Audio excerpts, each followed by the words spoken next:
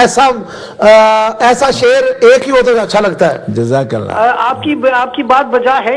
ایک سے ایک ہو جائے تو پھر بڑی بات ہو جاتی, ہماری بھی رہنمائی ہو جائے گی.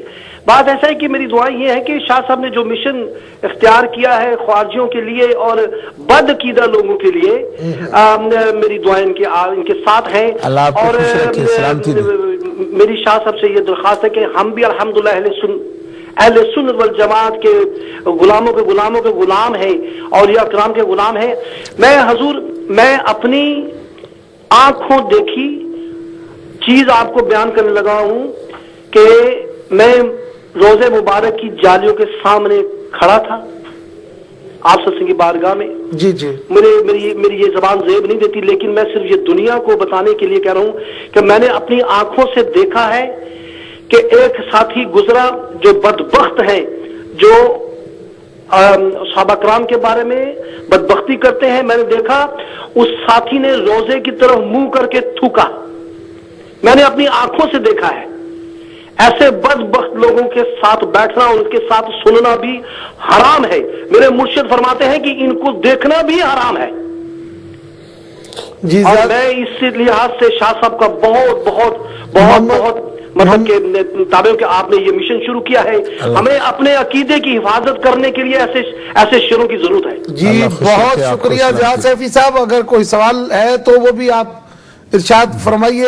چلے گئے انشاءاللہ. بات تو آپ کی سن لی ہے, ہر بندے کا دل دکھا ہے یہ بات آپ کی سن کے, اور کسی کے اندر ایک رتی کے برابر بھی ایمان ہے تو وہ ایسا نظریہ رکھنے والے, ایسی سوچ رکھنے والوں پر ایک نہیں, دو نہیں, چار نہیں, 100 200 نہیں, کروڑ بار لعنت بھیجتا ہے کہ جو رسول اللہ صلی اللہ علیہ وسلم کے روضہ پاک کی طرف اس طرح کی نفرت سے دیکھے بھی چاہ جائے کہ وہ اتنی گھٹیا حرکت کرے. میں یہی کہہ سکتا ہوں, اور حضرت شاہ صاحب کی بلا اس پر بولیں گے تو پھر بہت سارے دروازے کھولیں گے. اس لیے میں نے کہا کہ یہ میں یہاں پر ہی اس بات کو ختم کر دوں کہ جو سرور عالم صلی اللہ علیہ وسلم, اس کا ایمان کے ساتھ تعلق کیسے ہو سکتا ہے جو سرکار دو عالم صلی اللہ علیہ وسلم کے روضہ پاک کی طرف اس طرح نفرت سے دیکھے بھی, اور دیکھنا تو دور کی بات ہے. آپ نے جو بات کہی ہے میں دہرانا نہیں چاہتا اور نہ ہی ہمیں زیب دیتا. بہت شکریہ آپ کا. ہمارے ساتھ اس وقت آصف صاحب اولڈم سے محو گفتگو ہیں. السلام علیکم ورحمۃ اللہ وبرکاتہ. چلے گئے؟ ٹھیک ہے, آصف صاحب چلے گئے. حضرت ایاک نعبد و ایاک نستعین. تو میں حوالہ یہ عرض کر رہا تھا کہ حضرت یوسف علیہ السلام, دیکھیے پہلے ذوالقرنین کے لیے آیت جو ہے میں نے آپ کے سامنے پیش کی 16واں پارہ دوسرے رکوع سے, ما مکنی فیہ ربی خیر فاعینونی بقوہ. اور دوسرے میں نے آیت کریمہ آپ کے سامنے پیش کی ہے حضرت عیسیٰ روح اللہ علیہ السلام کا عمل مبارک, من انصاری اللہ, کون مدد کرے گا میری, اللہ کے کام میں میری مدد کون کرے گا. اب عیسیٰ روح اللہ کو کیا پتہ نہیں تھا اللہ کے نبی دنیا میں سب سے بڑے موحد ہوتے ہیں, مبلغ اعظم ہوتے ہیں, اور وہی تو توحید کے بیان کا دار و مدار انبیاء کے بیان پر ہی تو ہوتا ہے کہ وہ کس طرح اللہ کی توحید بیان کرتے ہیں اور کس طرح اس پر عقیدہ رکھتے ہیں. تو انبیاء کرام کے اعمال دیکھیں اور مامور بن اللہ کے آپ اعمال دیکھیں کہ وہ کس طرح کر رہے ہیں. حضرت یوسف علیہ السلام کا دیکھیے, قال اجعلنی علی خزائن الارض انی علیہ حفیظ علیم. عزیز مصر سے آپ یہ کہہ رہے ہیں کہ یہ خزانوں پر مجھے تم اگر تمکنت دے دو تو میں اس کی حفاظت کرنے اور اس کا علم بھی رکھتا ہوں, حفاظت بھی رکھتا ہوں, امانت بھی نبھا سکتا ہوں. تو اب یہ بتائیے کہ خزانے مانگنا عزیز مصر سے, عزیز مصر خدا ہے کہ اس سے خزانے مانگ رہے ہیں آپ. معلوم یہ ہوا کہ حضرت شاہ عبدالعزیز ہماری جانیں ان پر قربان امام المحدثین ہیں, ہمارے اساتذہ میں سے ہیں, اکابر میں سے ہیں, جب یہ فرما رہے ہیں کہ یہ تو انبیاء کی بھی سنت ہے, اولیاء کی بھی سنت ہے, تو وہ یوں ہی نہیں فرما رہے بلکہ پورے قرآن مقدس میں اگر آپ دیکھیں تو آیات بینات انبیاء کرام کے اعمال میں ایسی افعال میں موجود ہیں اور ان کے اقوال مبارکہ ایسے موجود ہیں. سینکڑوں ایسی دلائل اس پر قائم کیے جا سکتے ہیں کہ انہوں نے مدد مانگی ہے مخلوق سے, اور مخلوق کو اگر بذات مددگار مستقل سمجھا جائے تو شرک ہوگا, لیکن اللہ کی مدد کا مظہر سمجھ کے ان کو پکارا جائے گا تو پھر شرک نہیں ہوگا, بلکہ یہ تو خدا کے نبیوں کی سنت ہوگی اور اللہ کے ولیوں کی سنت ہوگی. خود سرکار دو عالم علیہ السلام بتائیے کون سا غزوہ ایسا ہے جس میں صحابہ کرام کو آپ نے نہیں فرمایا کہ آپ میری مدد کریں. جیش اسرا کی تیاری میں سرکار دو عالم علیہ السلام نے بندوں سے کیوں کہا, جب اللہ کے لیے غزوہ کے لیے مجاہدین لڑنے جا رہے ہیں اور صحابہ لڑنے جا رہے ہیں تو کیا ان کا ساز و سامان بندوں سے مانگنے کی ضرورت تھی؟ حضور اللہ سے کیوں نہ مانگتے؟ بلکہ حضور علیہ السلام نے مانگ کر من جہز جیش العسرہ فلہ الجنہ، کیا ایک سرسری نظر سے کہا جا سکتا ہے کہ پیارے جب آپ جنتوں کے مالک ہو تو پھر تھوڑی تھوڑی چیزیں لے کر جنتیں ہی کیوں دے رہے ہو؟ اسی جنت سے سب کچھ نکال کر عطا فرما دیجئے۔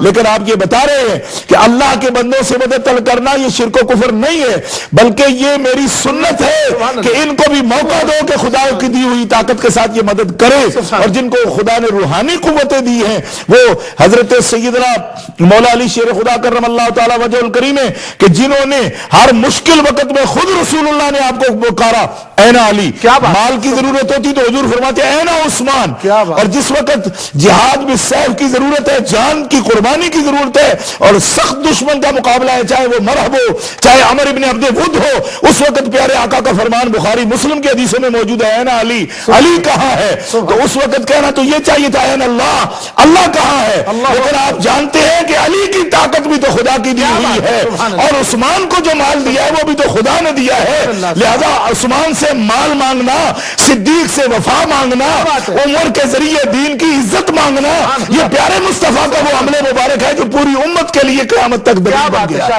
سبحان اللہ سبحان اللہ سبحان تعاونوا علی البر والتقوی ولا تعاونوا علی الاثم والعدوان۔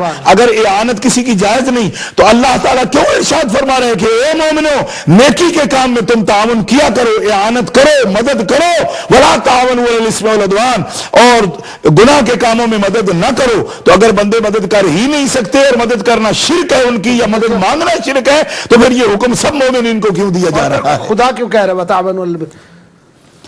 جی ہمارے ساتھ اس وقت اسپین کی سرزمین سے یاسر حمزہ صاحب تشریف فرما۔ السلام علیکم جی، کیا حال ہے؟ وعلیکم السلام ورحمۃ اللہ وبرکاتہ۔ بڑی خوشی ہوئی آج میں شاہ صاحب سے بات کر رہا ہوں۔ عرفان شاہ صاحب السلام علیکم۔ وعلیکم السلام ورحمۃ اللہ۔ آپ سے میں ایک سوال کرنا چاہتا ہوں بڑا اہم۔ جی کیجئے۔ ہم شیعوں کی اور قادیانیوں کی تو بات کرنا پسند بھی نہیں کرتے، ہم اپنی بات کرتے ہیں اہل سنت جماعت کی۔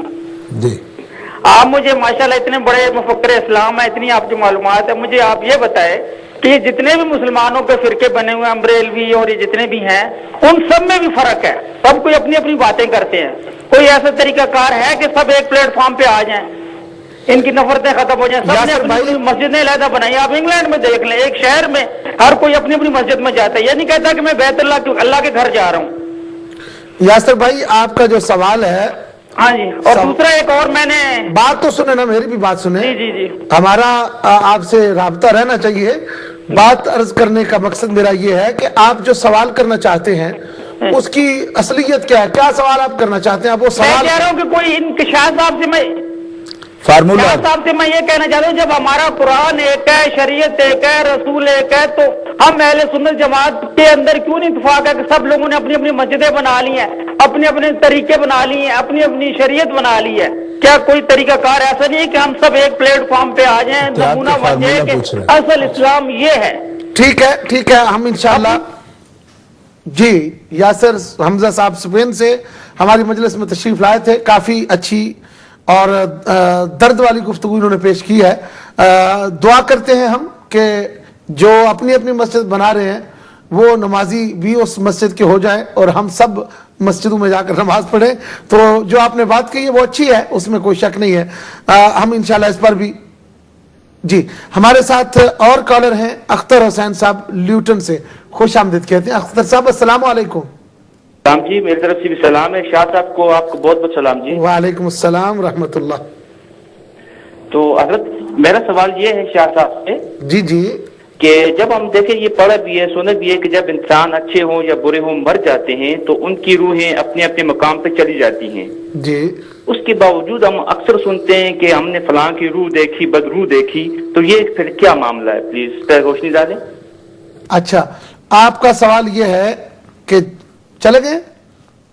جی ٹھیک ہے، کہ آپ کا سوال یہ ہے کہ جو اعمال انسان نے کرنے تھے وہ تو کر چکا، اب پھر فوت ہونے کے بعد یہ سوالات اور اس طرح کی گفتگو کیوں کی جاتی ہے؟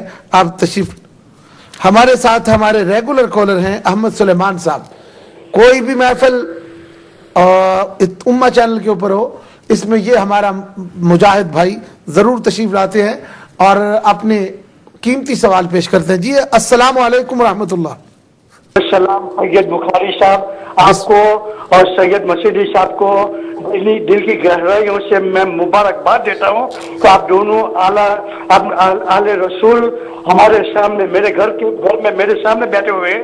میں تو یہ محسوس کرتا ہوں اور اللہ تعالیٰ آپ دونوں کے علم میں, آپ دونوں کی عمر میں اتنی برکت عطا فرمائے